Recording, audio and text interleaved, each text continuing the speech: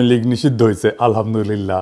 অনেকে কইতেছেন না এইটা নিষিদ্ধ না, এটাই আইনত নির্বাহী আদেশের নিষিদ্ধ। আইনিভাবে নিষিদ্ধ হবে যদি আমরা পর্যাপ্ত পরিমাণে প্রমাণ দাখিল করতে পারি আদালতে। তারপরে সারা দেশে এক নতুন মেরুকরণ হইতেছে আওয়ামী লীগের বিচার প্রশ্নে। এই মেরুকরণে বিএনপি ছাড়া ফ্যাসি বিরোধী সবাই রাস্তায় নামিছিল।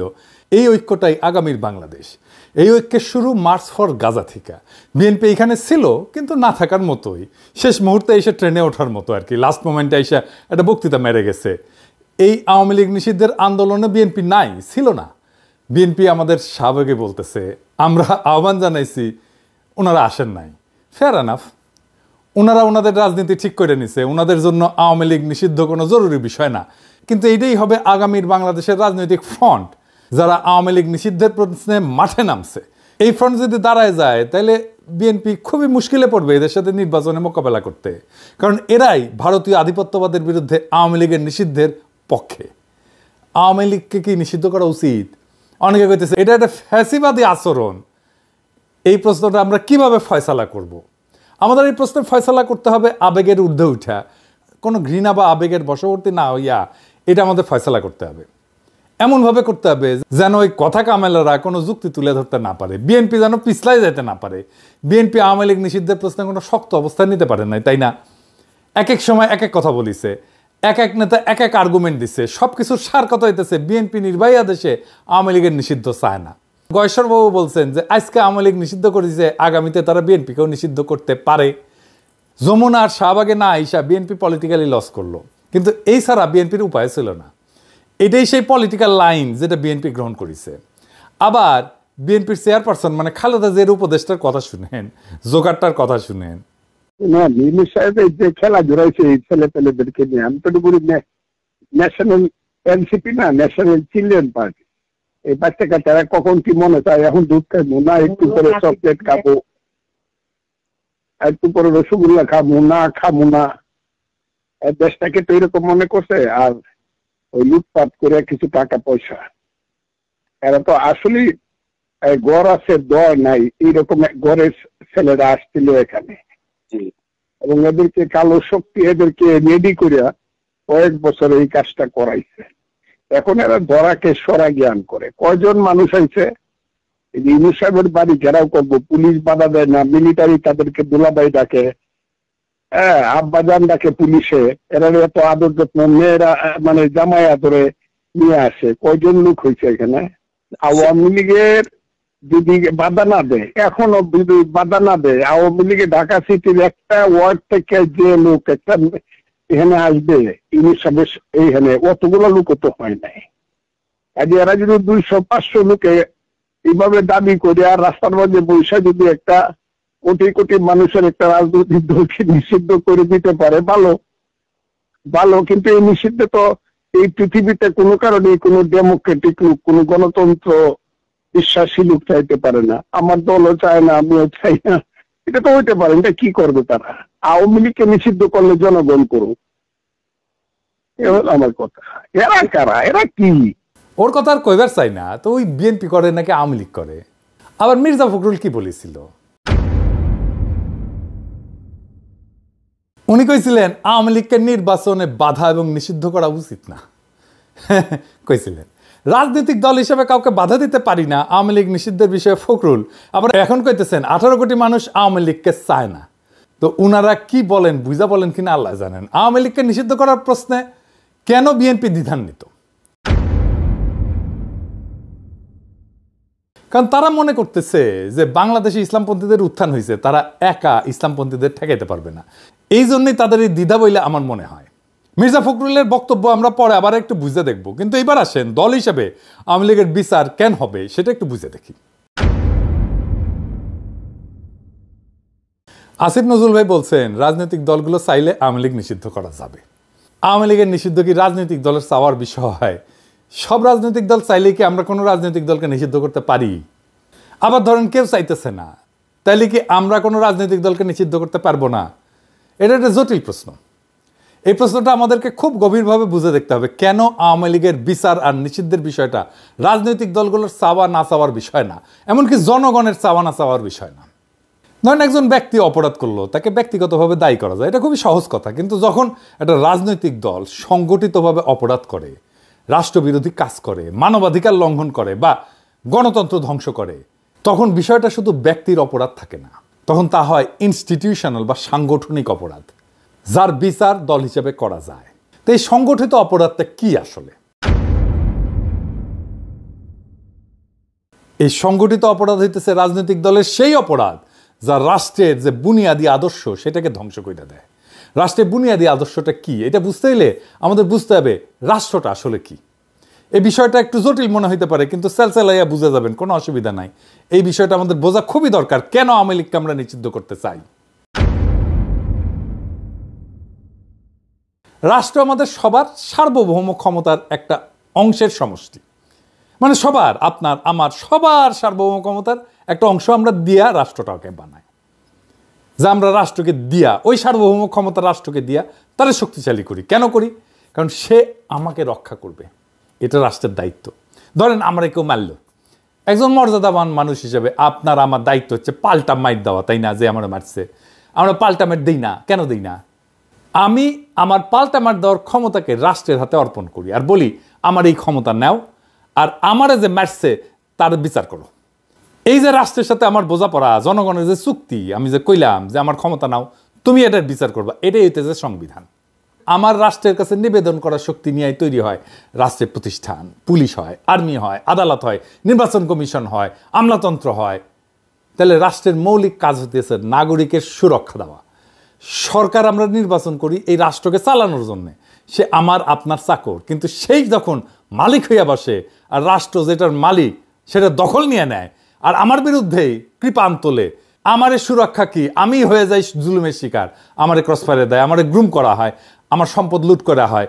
সে বলতে থাকে এটা আমার দেশ, আমার বাবা স্বাধীন করেছে, আমি দেশের মানুষকে খাওয়াই, আমি এটা করে দিয়েছি, ওইটা করে দিয়েছি, আমি তো বলে দিয়েছি, সব বন্ধ করে বসে থাকবো, আমি টিভি চ্যানেল দিয়েছি, আমি মোবাইল দিয়েছি, আমি উন্নয়ন করেছি, আমি আমি আমি আমি আমি আমি এইটা একটা রাষ্ট্রের সাথে, ওই নাগরিকের সাথে কন্ট্রাক্টের বরখেলাপ। এটাই রাষ্ট্রের বুনিয়াদী বৈশিষ্ট্যকে ধ্বংস করা। এই দলকে রাষ্ট্রে থাকতে দেওয়া যাবে না, এটা ক্যান্সার। এটাকে কাইটা ফেলে না দিলে আপনাদের মেরে ফেলবে। সব দল যদি চায়, সব মানুষ যদি চায় না এই দল থাকুক, তাও এটারে থাকতে দেওয়া যাবে না। মির্জা ফখরুল বলেন যে জনগণ সিদ্ধান্ত নেবে আওয়ামী লীগ থাকবে নাকি থাকবে না। এটা একটা বুলশিট। এটাতে বোঝা যায় উনি রাজনীতি বিষয়টাই বুঝেন না, অথবা ইচ্ছা কইরা বিভ্রান্ত করতেছেন। আওয়ামী লীগকে নিষিদ্ধ করা জনগণের সিদ্ধান্ত নেওয়ার বিষয় না, এটা আগে আলাপ করছে কেন, আর একবার একটু বুঝে দেখি। কোন দল তাদের আদর্শ বা রাজনীতি একটা গণতান্ত্রিক রাষ্ট্র সহ্য করতে পারবে কিনা, এই সিদ্ধান্তগুলো নির্ধারিত হয় মূলত আইনের শাখা বা জুরিসপ্রুডেন্স এবং রাজনৈতিক দর্শনের আলোকে। এগুলোর সাথে জনমতের কোনো সরাসরি সম্পর্ক নাই। এটা জনমতের বিষয়ই না, এটা একটা আইনি বিষয়, এটা একটা রাজনৈতিক দর্শনের বিষয়। জনমত দিয়ে তাইলে কি করা হয়? জনমত দিয়ে করা হয় রাষ্ট্র কেমন হবে, কি ধরনের ন্যায় বিচার ভিত্তিক কাঠামোর উপরে দাঁড়াবে, সেটাই জনমতের মূল ফয়সালা। এই জনমতের ভিত্তিতে রাষ্ট্রে যে একটা ইনসাফের কাঠামো গড়ে ওঠে, ইনস্টিটিউশন গড়ে ওঠে, আমরা যেটাকে ইনস্টিটিউশন বলি, সেইটাই আইন প্রয়োগের মাধ্যমে কার্যকর হয়। কখনো কখনো জনমত রাষ্ট্রীয় ফাউন্ডেশনের, এই বুনিয়াদী ফাউন্ডেশনের পরিপন্থী হতে পারে। সেই পরিস্থিতিতে জনমতে তোয়াক্কা করা যাবে না। রাষ্ট্রকে সিদ্ধান্ত নিতে হবে যে তার ন্যায় বিচারমূলক কাঠামো অনুযায়ী এইটা তার ফাউন্ডেশনের পরিপন্থী কিনা। যেমন ক্রসফায়ার, পুলিশ হেফাজতে নির্বাচন, গণধোলাই, এই সমস্ত অনেক দেশে জনপ্রিয় হতে পারে, পাবলিক পছন্দও করতে পারে, কিন্তু তার রাষ্ট্রের মৌলিক ন্যায় বিচার এবং ভাবনার পরিপন্থী। সুতরাং এইগুলা বিচার ব্যবস্থার দৃষ্টিতে খুন, টর্চার, অ্যাটেম্প টু মার্ডার, এইসব ফৌজদারি অপরাধ হিসেবে গণ্য হবে। এইখানে জনমতের দোহাই দিয়া অপরাধের অস্বীকারের কোনো সুযোগ নেই। এই একই যুক্তিতে কোনো রাজনৈতিক দলকে নিষিদ্ধ করা হবে কিনা সেটা নির্ধারিত হবে রাষ্ট্রের মৌলিক ন্যায় বিচার এবং রাজনৈতিক আদর্শের সাথে ওই দল সঙ্গতিপূর্ণ কিনা তার উপরে। জনমত বা অন্যান্য কোনো রাজনৈতিক দলগুলোর মতামত এখানে বিবেচ্য না। যদি আওয়ামী লীগ আদর্শিকভাবে ফ্যাসিস্ট হয় এবং সন্ত্রাসবাদ হয় তাদের রাজনৈতিক কৌশল, তাহলে বিএনপি বা অন্য দল তাদের টিকায় রাখার পক্ষে থাকলেও রাষ্ট্র তাদের নিষিদ্ধ করতে বাধ্য, কারণ এইটা রাষ্ট্রের ফাউন্ডেশনের বিরোধী, এটা রাষ্ট্রকেই ধ্বংস করে ফেলবে। আবার যদি আওয়ামী লীগ এইসব মানদণ্ডে না পড়ে, তাহলে বিএনপি, অন্য দল, জনগণ সবাই বিরোধিতা করলেও শুধু জনমতের ভিত্তিতে তাদের নিষিদ্ধ করা যাবে না। আওয়ামী লীগকে নিষিদ্ধ করাটা ফ্যাসিবাদ না, বরং ফ্যাসিবাদের দোহাই দিয়ে এই ইন্ডিয়ান মাফিয়া দুর্বৃত্তকে টিকায় রাখাটাই একটা ফাতরানি।